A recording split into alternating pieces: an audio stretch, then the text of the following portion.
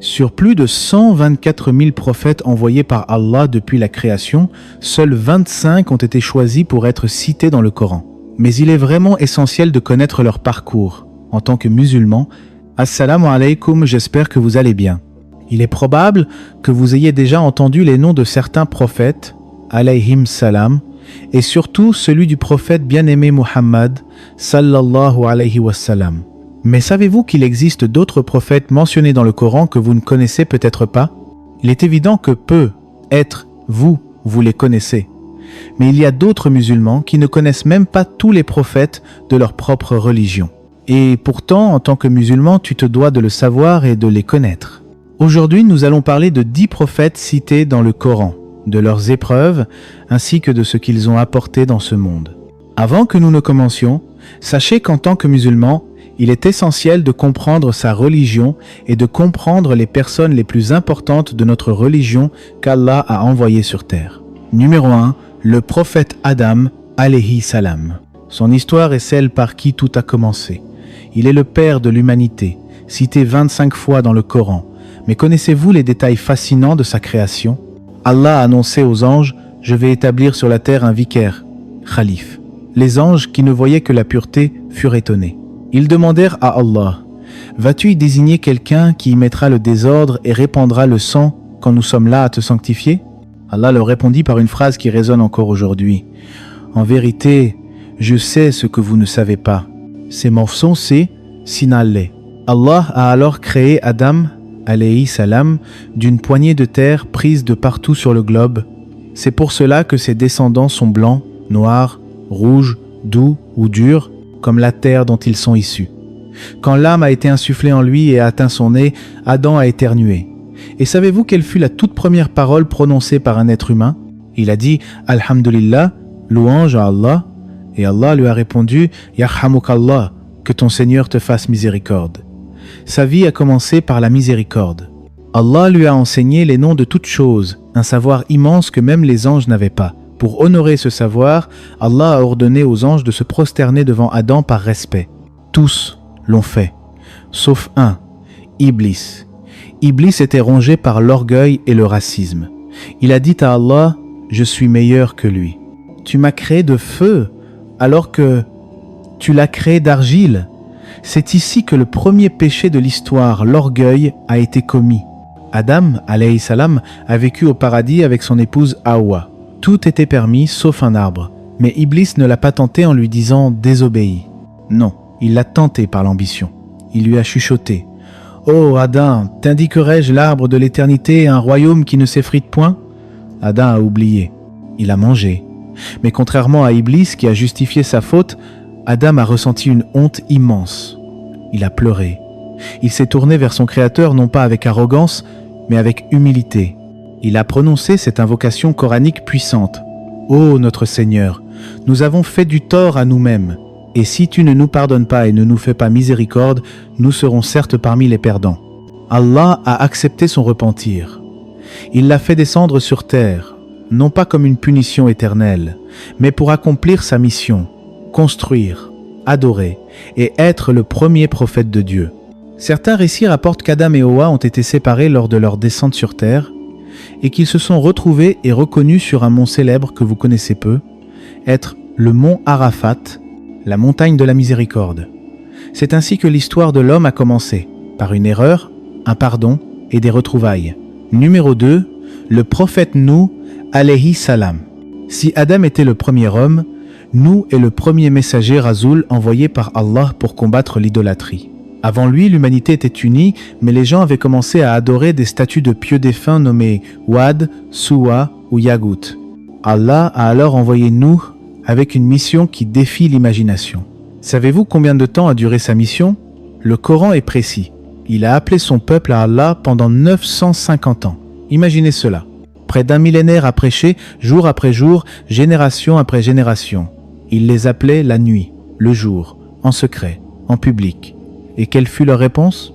Ils mettaient leurs doigts dans leurs oreilles pour ne pas l'entendre. Ils se couvraient la tête avec leurs vêtements pour ne pas le voir. Ils se moquaient de lui. Après 950 ans d'efforts, seule une petite poignée de croyants, peu, être 80 personnes, a cru en lui. Mathématiquement, c'est comme s'il n'avait convaincu qu'une personne tous les 10 ou 15 ans. Mais l'épreuve ne s'est pas arrêtée au rejet.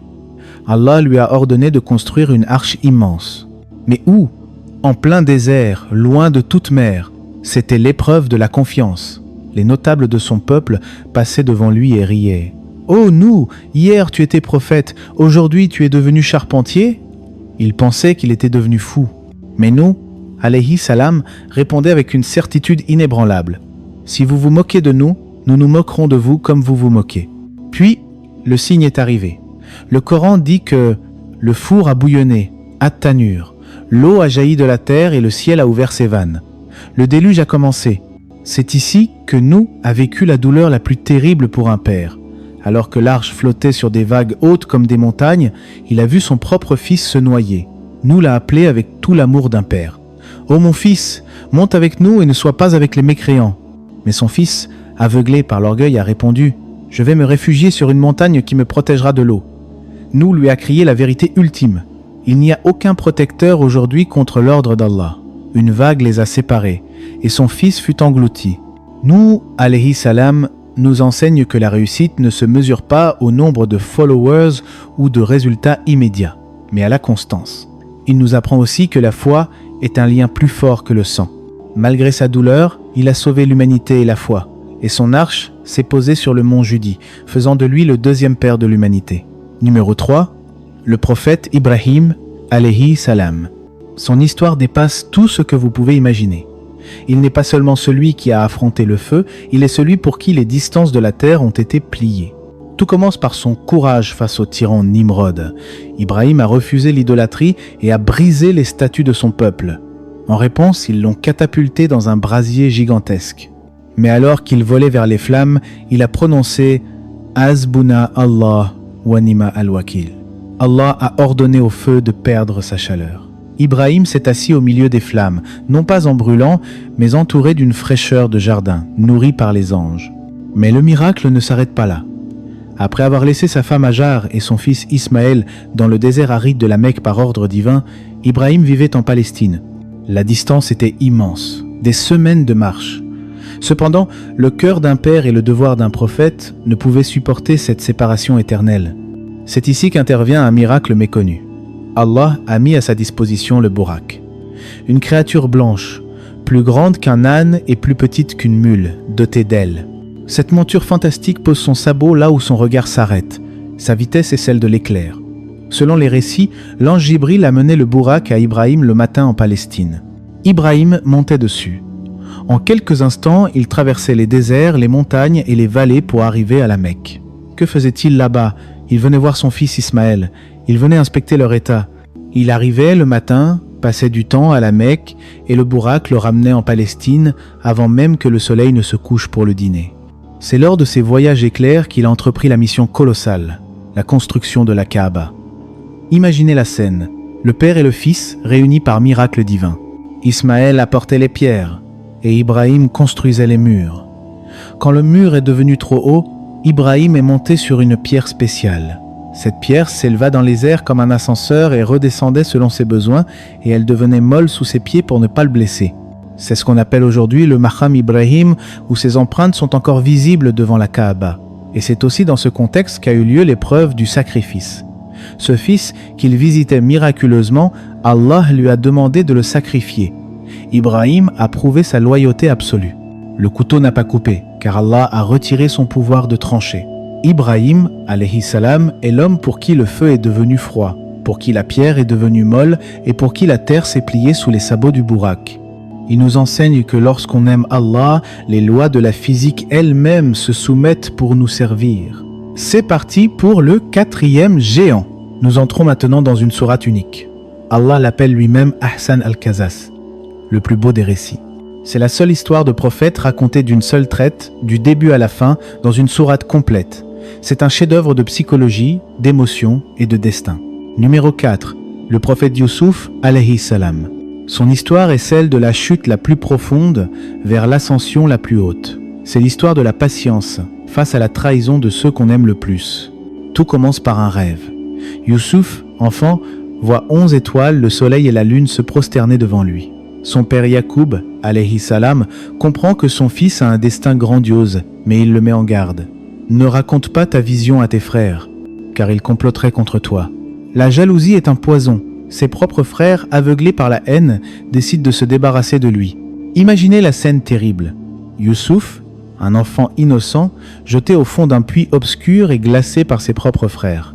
Il l'abandonne là, seul, dans le noir, et rentre chez eux, en pleurant de fausses larmes, tenant sa chemise tachée d'un faux sang de loup.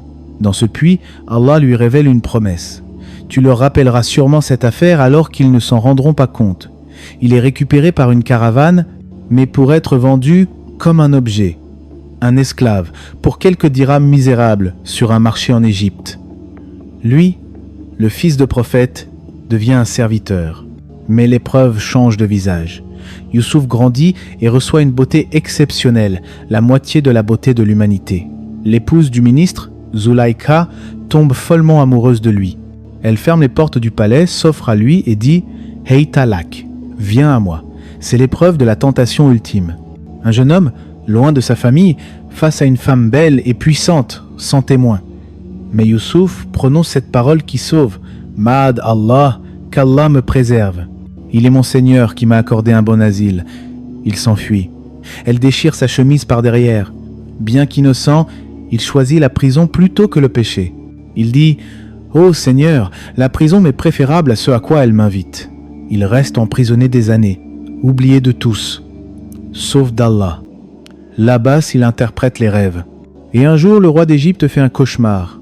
7 vaches grasses mangées par 7 vaches maigres. Personne ne comprend, sauf Youssouf. Il donne la solution économique pour sauver l'Égypte de la famine. Le roi, impressionné par sa science et son honnêteté, le libère et le nomme ministre des Finances à l'Aziz. Du fond du puits, à l'esclavage, à la prison, jusqu'au sommet de l'État. Le grand final est bouleversant. Ses frères, affamés, viennent en Égypte demander de l'aide. Ils ne le reconnaissent pas, mais lui les reconnaît. Il a le pouvoir de se venger. Il a le pouvoir de les tuer. Mais Youssouf, alayhi salam, nous donne la plus grande leçon de pardon de l'histoire. Il leur dit « La tatriba alaykum al-yawm » pas de reproche contre vous aujourd'hui, qu'Allah vous pardonne. Il envoie sa chemise à son père Yacoub, devenu aveugle à force de pleurer. Dès que la chemise touche le visage du père, il retrouve la vue. L'histoire de Youssouf nous enseigne une règle d'or écrite à la fin de la sourate « Quiconque craint Allah est patiente ». Allah ne laisse jamais perdre la récompense des bienfaisants. Si vous êtes trahi, patientez comme Youssouf. Si vous êtes tenté, résistez comme Youssouf. Votre puits n'est pas votre fin, c'est juste le début de votre ascension. Numéro 5, le prophète Ayoub, alayhi salam. Son histoire est celle de l'homme le plus riche devenu le plus pauvre, et de l'homme le plus saint devenu le plus malade, sans jamais perdre son amour pour Dieu. Au début, Ayoub avait tout ce qu'un homme peut rêver. Des terres immenses en Syrie, des troupeaux de bétail par milliers, une santé de fer, une femme aimante et beaucoup d'enfants, 14 selon les récits, il était comblé. Mais Allah a voulu faire de lui un modèle pour l'éternité. En un temps très court, une série de catastrophes s'est abattue sur lui. Des voleurs et des calamités ont détruit tous ses biens. Il est passé de milliardaire à mendiant. Puis, le toit de sa maison s'est effondré sur ses enfants. Il les a tous perdus d'un coup. Enfin, son propre corps a été touché. Une maladie terrible, douloureuse et visible a rongé sa peau et ses os. Il souffrait tellement que ses amis l'ont abandonné, les gens se bouchaient le nez en passant près de lui. Il a été chassé de la ville, forcé de vivre dans une cabane isolée. Tout le monde l'a laissé tomber, sauf une personne, sa femme. Elle est restée, dépensant tout ce qu'elle avait pour le soigner, jusqu'à couper ses propres tresses pour les vendre et acheter du pain. Pendant des années, certains disent 18 ans, Ayoub n'a pas dit un mot de plainte. Satan venait lui chuchoter. « Regarde ce que ton Seigneur t'a fait. S'il t'aimait, est-ce qu'il te laisserait pourrir ainsi ?» Les passants disaient « Il a dû commettre un péché immense pour qu'Allah le punisse comme ça. » C'est cette parole qui a brisé le cœur d'Ayoub. Non pas la douleur, mais le fait qu'on doute de sa relation avec Allah. Alors, il s'est tourné vers le ciel. Il n'a pas crié « Pourquoi moi ?» Il n'a pas exigé la guérison. Il a fait une invocation d'une pudeur et d'une beauté bouleversante, citée dans le Coran. Ani masaniya ahat uru wa anta arkamu arrasimin. Le mal m'a touché, et toi, tu es le plus miséricordieux des miséricordieux. Il a juste exposé sa douleur, laissant Allah décider de la solution. La réponse fut immédiate. Allah lui a ordonné « Frappe la terre de ton pied ». Ayoub a frappé le sol. Une source d'eau fraîche a jailli. Allah lui a dit « Voici une eau pour te laver et pour boire ». Il s'est lavé, toutes ses plaies externes ont disparu. Il a bu, toutes ses douleurs internes ont disparu. Il est redevenu jeune, beau et fort. Et Allah ne s'est pas arrêté là. Il lui a rendu sa richesse en faisant pleuvoir des sauterelles d'or sur sa maison et il lui a redonné une famille, le double de ce qu'il avait perdu. Ayoub, alayhi salam, nous enseigne une leçon vitale. La maladie et la perte ne sont pas des signes qu'Allah vous déteste. Parfois, Allah reprend tout pour voir si vous aimez les bénédictions ou si vous aimez celui qui bénit. Si vous souffrez dans votre corps aujourd'hui, rappelez-vous d'Ayoub. La fin appartient aux patients et la miséricorde d'Allah est toujours au bout du tunnel. Numéro 6, le prophète Moussa, alayhi salam. C'est le prophète dont le nom fait vibrer le Coran, cité plus de 130 fois. Son destin est une succession de miracles qui défient la raison humaine. Tout commence par une promesse impossible. Né l'année où le tyran Pharaon égorgeait les bébés garçons, sa mère reçoit une révélation divine. Allaite-le. Et quand tu craindras pour lui, jette-le dans le fleuve, mais ne crains rien et ne t'attriste pas. Nous te le rendrons. Imaginez le cœur de cette mère déposant son bébé dans un coffre en bois sur le Nil. Le courant l'emporte, non pas vers la mort, mais directement dans les jardins du palais de Pharaon. Et là, le miracle opère. Allah a interdit au sein des nourrices de l'allaiter. Le bébé pleure, il refuse le lait de toutes les femmes du palais. C'est sa sœur qui suivait le coffre discrètement, qui propose « Voulez-vous que je vous indique une famille qui prendra soin de lui ?» C'est ainsi qu'Allah a tenu sa promesse. Moussa est retourné dans les bras de sa vraie mère, nourri, protégé et payé par son propre ennemi, Pharaon. Moussa grandit, fort et puissant. Mais après un accident où il tue involontairement un homme d'un seul coup de poing, il doit fuir l'Égypte. Il traverse le désert, seul, apeuré, jusqu'à Madian où il devient berger pendant 10 ans. Puis vient la nuit du destin. Sur le chemin du retour, dans l'obscurité glaciale près du mont Sinaï, il voit un feu. Il dit à sa famille « Restez ici, je vois du feu ». Il arrive dans la vallée sacrée de Touwa. Et là, le créateur de l'univers lui parle directement, sans intermédiaire « Ô Moussa, je suis ton Seigneur. Enlève tes sandales. Et qu'y a-t-il dans ta main droite ?» Moussa répond simplement « C'est mon bâton, je m'appuie dessus. Allah ordonne, jette-le !» Le bâton de bois mort se transforme instantanément en un serpent vivant et terrifiant. Moussa s'enfuit de peur. Allah le rappelle « Saisis-le et n'aie pas peur. » Il le saisit et cela redevient un bâton. Puis Allah lui dit « Serre ta main sous ton aisselle. » Il la ressort et elle est blanche, éclatante de lumière sans aucun mal. Armé de ces 2 miracles et soutenu par son frère Haroun pour l'aider à parler car Moussa bégayait, il retourne affronter Pharaon. Le duel est légendaire. Pharaon réunit les plus grands magiciens du monde. Ils jettent leurs cordes et, par illusion, on dirait des milliers de serpents qui rampent. La foule est terrifiée. Moussa ressent une crainte humaine. Mais Allah le rassure.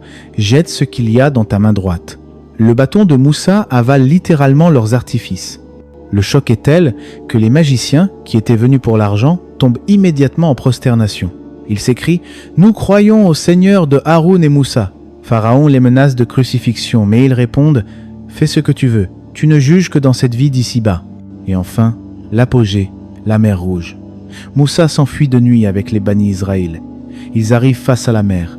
L'armée de Pharaon est juste derrière. On entend le bruit des chars. Le peuple panique et crie « Nous sommes rejoints !» C'est ici que la certitude yaqine de Moussa brille. Il ne regarde pas l'armée, il ne regarde pas l'eau. Il regarde vers le ciel et dit « Kala inna maya rabbi sayyadin » Jamais, car mon Seigneur est avec moi et il me guidera. Allah lui ordonne de frapper la mer. Le coup part. La mer s'ouvre non pas en un seul passage, mais selon certains récits en 12 chemins, un pour chaque tribu, séparés par des murs d'eau hauts comme des montagnes. Le sol est sec instantanément. Moussa passe. Pharaon, aveuglé par son orgueil, s'engage derrière lui. Les murs d'eau s'effondrent. Au moment de mourir, le tyran crie « Je crois !» Mais c'est trop tard. Moussa, alayhi salam, nous enseigne que même si vous tremblez, même si vous bégayez, si vous portez la vérité d'Allah et que vous avez une confiance totale, aucune armée et aucun océan ne peuvent vous arrêter. Numéro 7. Le prophète Sulayman, alayhi salam. Son histoire est unique dans les annales de l'humanité. Il n'était pas seulement un prophète, il était le roi prophète. Il a dirigé un empire qui ne connaissait aucune frontière, ni physique, ni spirituelle. Tout commence par une invocation. Après la mort de son père, Daoud alayhi salam, Sulayman lève les mains vers le ciel et fait une demande audacieuse. « Seigneur, pardonne-moi et accorde-moi un royaume tel qu'il ne conviendra à personne après moi. » Allah a répondu à cette prière en lui donnant le contrôle sur 4 forces titanesques. Premièrement, le vent. Imaginez un roi qui n'a pas besoin de chevaux pour voyager. Allah a soumis le vent à ses ordres. Le Coran dit que le vent soufflait selon son commandement. Sulayman montait sur son tapis ou son estrade en bois et le vent le soulevait doucement. En une seule matinée, il parcourait la distance qu'un voyageur normal mettrait un mois à marcher. Il survolait ses terres, inspectant la justice de son royaume depuis les airs. Deuxièmement, les djinns. Allah a soumis le monde invisible à son autorité. Les djinns, ces créatures de feu Smoclès, étaient ses serviteurs. Il y avait les djinns bâtisseurs, des géants qui construisaient pour lui des palais, des sanctuaires dont le temple de Jérusalem, et des marmites énormes ancrées au sol pour nourrir les pauvres. Il y avait les djinns plongeurs qui descendaient dans les abysses des océans pour lui ramener des perles, des coraux et des trésors enfouis. Et les djinns rebelles chayatins étaient enchaînés, incapables de nuire. Sulayman les dirigeait avec une main de fer et Allah faisait goûter le châtiment à tout djinn qui osait désobéir au prophète. Troisièmement, la matière. Allah a fait couler pour lui une source de cuivre fondu. En al-Kit, le métal liquide jaillissait de la terre comme de l'eau. Sulayman pouvait ainsi forger des armes, des outils et des décorations sans avoir besoin de chauffer le métal. C'était une technologie divine avant l'heure. Quatrièmement, le langage des animaux. Sulayman n'était pas un tyran déconnecté. Il comprenait le chant des oiseaux et le langage des bêtes. L'un des moments les plus touchants de sa vie se passe dans la vallée des fourmis. Il arrive avec son armée gigantesque.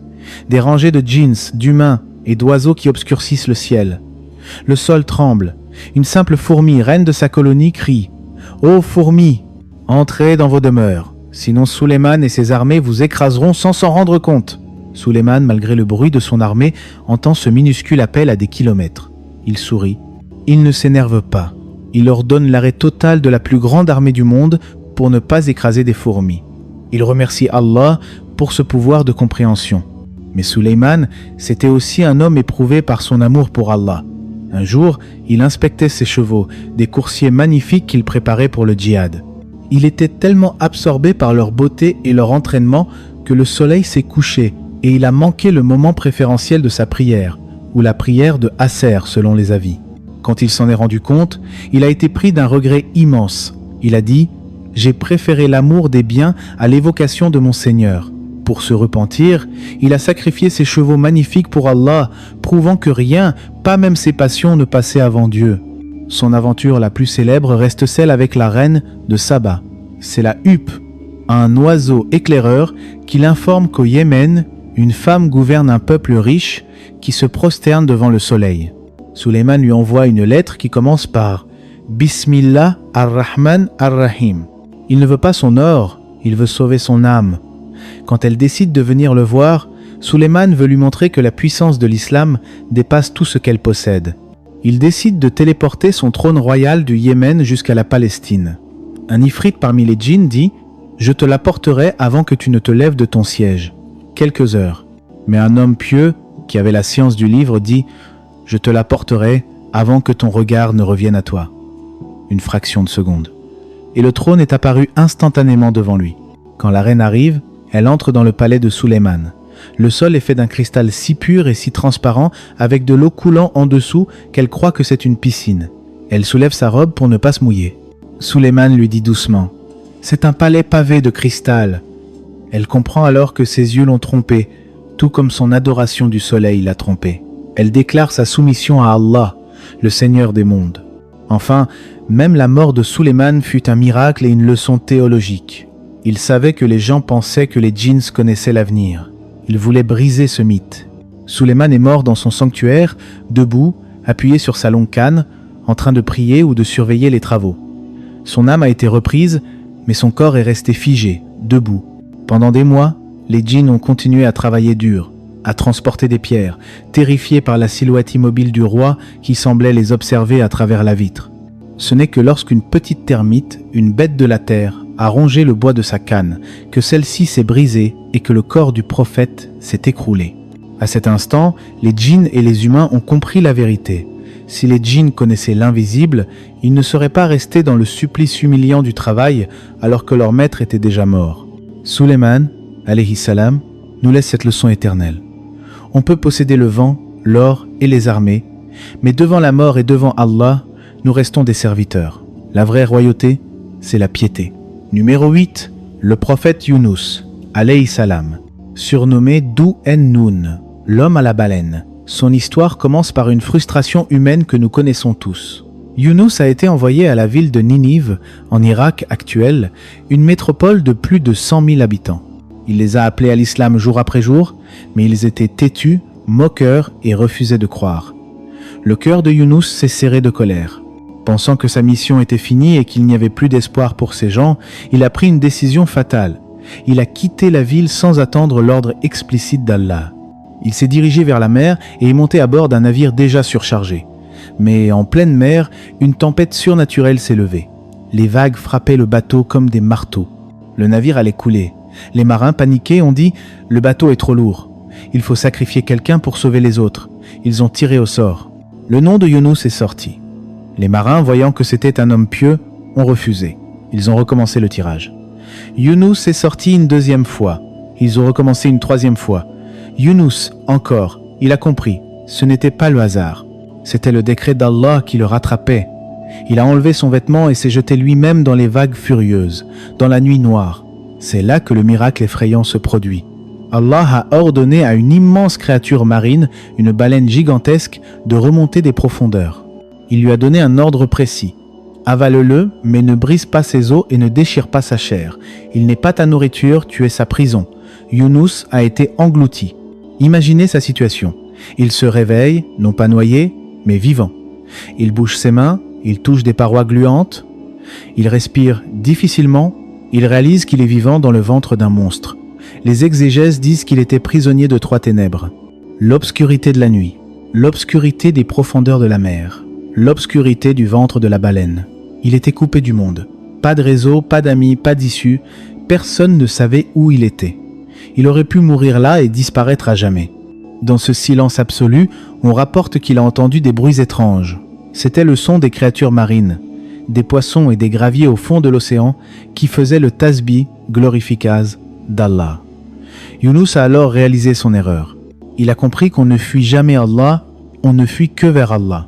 Il s'est prosterné là où personne ne s'était jamais prosterné, dans l'estomac de la bête, et il a lancé l'invocation qui brise toutes les chaînes citées dans le Coran.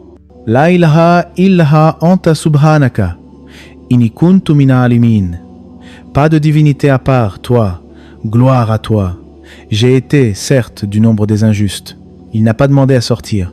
Il a juste reconnu l'unicité d'Allah et sa propre faute.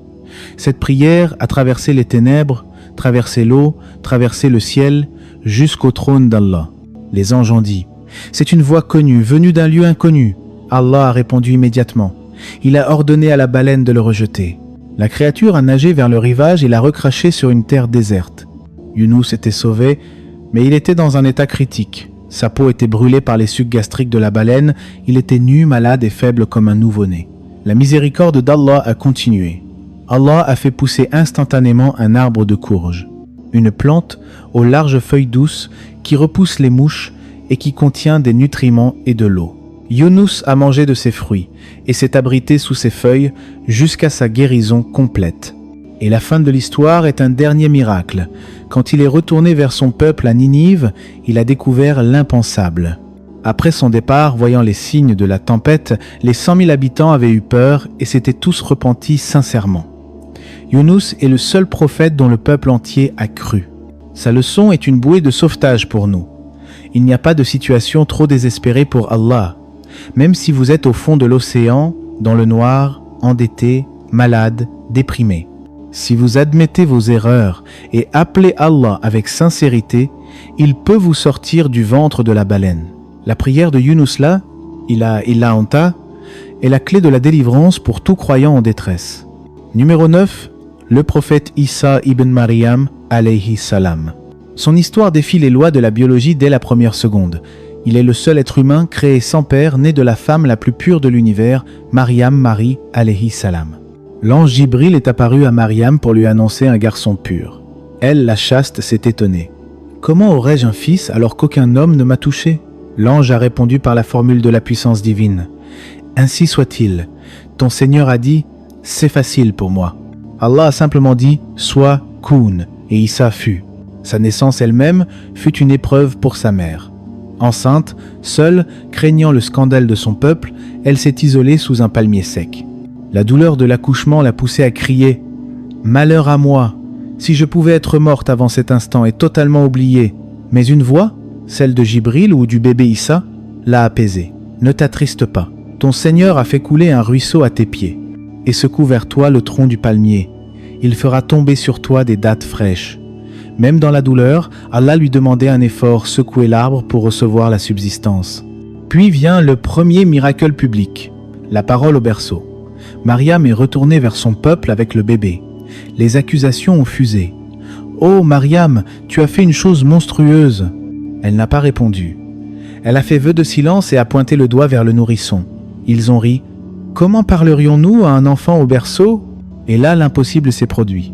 Le bébé Issa alayhi salam a parlé avec une éloquence d'adulte pour défendre l'honneur de sa mère. « Je suis vraiment le serviteur d'Allah. Il m'a donné le livre et m'a désigné prophète. Où que je sois, il m'a rendu béni. » Issa a grandi avec une mission spécifique, ramener la spiritualité à un peuple, les Bani Israël, qui s'étaient noyés dans le matérialisme et le légalisme froid. Ils avaient l'argent, mais avaient perdu le cœur. Pour prouver qu'il venait de Dieu, Allah lui a donné des miracles éclatants, qu'il accomplissait toujours en disant « Bi idnillah ». Par la permission d'Allah, l'oiseau d'argile. Il prenait de l'argile, la façonnait en forme d'oiseau, soufflait dessus, et par la permission d'Allah, l'argile devenait un oiseau vivant qui s'envolait. C'était la preuve qu'il détenait le secret de la vie par ordre divin, la guérison. Il passait sa main sur les aveugles-nés et ils voyaient. Il touchait les lépreux, maladie incurable, et leur peau devenait saine. Il était le Messie, Al-Masih, celui qui oint et guérit. La résurrection, le miracle ultime. Il s'est tenu devant des tombes, a appelé le mort et par la permission d'Allah, le mort se levait. Il a montré que la mort n'est pas la fin. La table servie, Al-Maïda, ses disciples Al-Hawariyun lui ont demandé si son Seigneur pouvait faire descendre une table garnie du ciel pour les apaiser. Issa a invoqué Allah et une table miraculeuse est descendue, un festin divin comme signe est fait pour eux. Pourtant, malgré ces signes, Issa vivait dans un dénuement total. Il n'avait pas de maison, pas de monture, pas d'épouse, pas d'argent, il dormait la tête sur une pierre. Il disait « Mon jour commence et je n'ai rien, mon soir arrive et je n'ai rien, et pourtant il n'y a pas plus riche que moi sur terre. » Il enseignait que la vraie richesse est celle du cœur. Il a dit « Ne construisez pas vos palais sur un pont que vous ne faites que traverser. La vie d'ici-bas. » La fin de sa mission sur terre est un point de dogme crucial. Les comploteurs ont décidé de le tuer par crucifixion. Ils ont encerclé la maison. Mais Allah ne laisse pas son prophète bien-aimé être humilié ainsi. Le Coran est catégorique et corrige l'histoire. Ils ne l'ont ni tué ni crucifié, mais ce n'était qu'un faux semblant. Walakin shubiya lahum. Allah a élevé Issa alayhi salam vers lui, vivant corps et âme au ciel. Il l'a sauvé. Quelqu'un d'autre, un traître ou un volontaire selon les avis, a pris son apparence et a été crucifié à sa place. Issa est toujours vivant aujourd'hui, au deuxième ciel, et il est le seul prophète qui reviendra à la fin des temps pour vaincre l'Antéchrist et rétablir la justice sur terre. Issa, alayhi salam, nous enseigne que la douceur n'est pas une faiblesse. Il nous apprend à détacher nos cœurs de l'argent et du pouvoir. Dans un monde obsédé par le matériel, Issa est le rappel que nous sommes d'abord des esprits. Numéro 10, le maître des créatures, le prophète Muhammad sallallahu alayhi wa sallam. Comment décrire celui que Dieu lui-même a loué? Allah dit de lui dans le Coran « Wa innaka la'ala khuluqin azim » et tu es certes d'une moralité éminente. Son histoire n'est pas celle d'un roi né sur un trône, ni d'un être intouchable. C'est l'histoire de la perfection humaine au milieu de l'épreuve. Il est né orphelin de père yatim. À 6 ans, il perd sa mère Amina. À 8 ans, il perd son grand-père. Il a connu la solitude absolue pour que son cœur ne s'attache à personne d'autre qu'à Allah.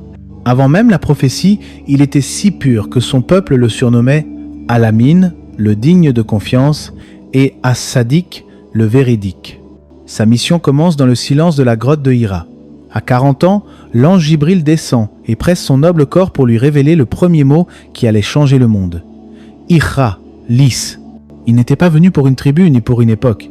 Allah Ta'ala dit « Wa ma arsalnaka illa rahmatan lil alaman » et nous ne t'avons envoyé qu'en miséricorde pour les mondes. Pour les humains, pour les djinns, pour les animaux et même pour les objets inanimés. Il a subi ce que tous les autres prophètes ont subi, réunis en un seul homme. Rejeté comme nous? Oui. Chassé comme Moussa? Oui. Pauvre comme Issa? Oui.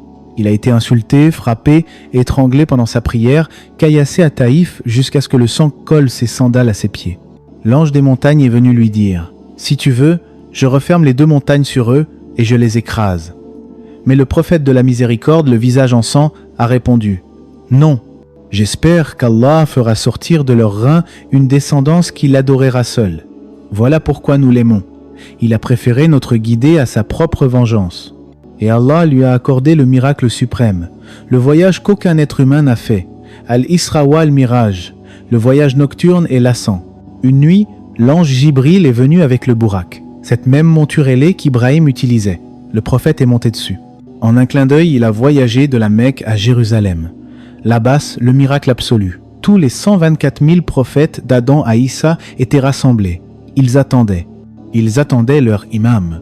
C'est Muhammad sallallahu alayhi wa sallam qui s'est avancé pour diriger la prière.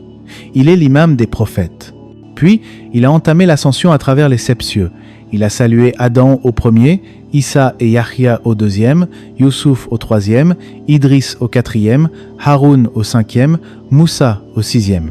Au 7e ciel, il a rencontré son père Ibrahim alayhi salam, adossé à la maison peuplée, Al-Baytul Marmour. Mais Muhammad sallallahu alayhi wa sallam ne s'est pas arrêté là. Il a dépassé le lotus de la limite Sidrat al-Muntaha. Il est allé là où même Jibril ne pouvait pas aller. Jibril s'est arrêté en disant « Si j'avance d'un pas, je brûle. Toi, avance. » Il s'est tenu devant la lumière de son Seigneur. Il n'y a pas de mots pour décrire cette rencontre. C'est là qu'il a reçu le cadeau des 5 prières quotidiennes. C'est le lien direct qu'il nous a ramené du ciel. Pourquoi est-il gravé dans nos cœurs? Parce que toute sa vie, son souci, c'était nous.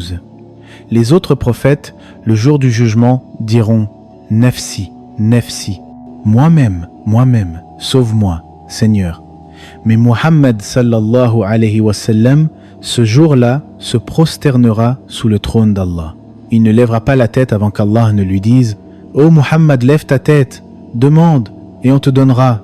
Intercède, et ton intercession sera acceptée. » Et sa première parole sera « Ummati, Ummati, ma communauté, ma communauté. » Il ne demandera pas pour lui, ni pour sa famille. Il demandera pour toi et pour moi. Il nous a quittés après son sermon d'adieu où il a dit « Je vous ai laissé 2 choses. Si vous vous y accrochez, vous ne vous égarez jamais. Le livre d'Allah et ma sunna. » Quand il est mort, Médine s'est assombrie. Bilal ne pouvait plus faire l'adhan sans pleurer. Mais il nous a laissé une promesse. Celui qui m'envoie une prière, Salah, Allah prie sur lui 10 fois. Il est le modèle parfait. Le meilleur des époux, le meilleur des pères, le meilleur des chefs, le meilleur des amis. Il est celui qui pleurait la nuit pour nos péchés alors que nous dormions. Il est Muhammad, le messager d'Allah. Allahumma salli wa sallim ala nabiyyina Muhammad. Voilà les 10 géants. Ils ont tracé la voie. Ils ont souffert pour que la lumière de la foi nous parvienne intacte aujourd'hui. Leur héritage est maintenant entre vos mains. Allez-vous porter le flambeau? Allez-vous patienter comme Ayoub? Avoir confiance comme Moussa? Aimer comme Muhammad? Ne laissez pas cette vidéo être juste un divertissement. Si vous avez aimé ce voyage, la meilleure façon de remercier, c'est de prier sur le prophète en commentaire. Écrivez « Allahumma salli ala Muhammad ». Abonnez-vous pour ne pas rater la prochaine épopée. Que la paix soit sur vous.